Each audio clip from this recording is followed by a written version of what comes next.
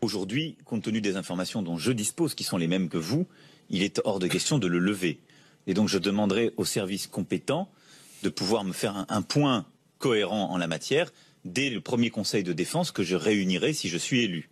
Il faut pour cela d'abord avoir une juste perception de la menace, de la nature des risques qu'encourt notre population, mais également des pratiques que permet seul l'état d'urgence.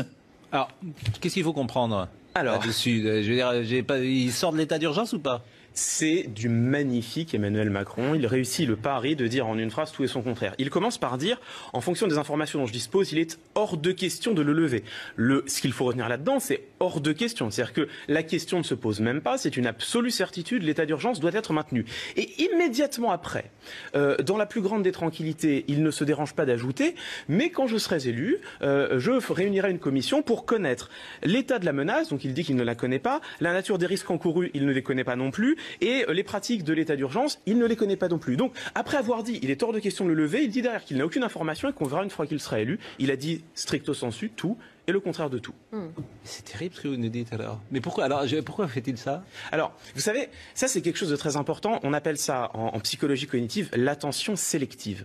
Nous autres êtres humains, nous accordons beaucoup plus d'attention aux informations qui nous confortent dans ce que nous pensons. Ça veut dire que quand Emmanuel Macron dit ça, tous ceux d'entre nous qui pensons plutôt qu'il faut maintenir l'état d'urgence, ils entendent « Ah tiens, Emmanuel Macron a dit qu'il était hors de question de le lever. Je suis heureux, je vais voter pour lui. » Et ceux qui pensent que tout de même, l'état d'urgence, peut-être faudrait-il commencer à se poser des questions, entendre qu'Emmanuel Macron réunira une commission et se disent « Tiens, je suis heureux, il réunira une commission. » Alors comment ça s'appelle ça? Ça s'appelle l'attention sélective. C'est l'un des biais. Donc si vous voulez plaire à tout le monde, faut dire tout et le contraire de tout. C'est pas pour rien. Moi, je dis ça parfois. C'est pas mais en famille uniquement. Hein. C'est pas pour rien si l'un des mots préférés d'Emmanuel Macron, c'est « et en même temps ». C'est le marketing politique.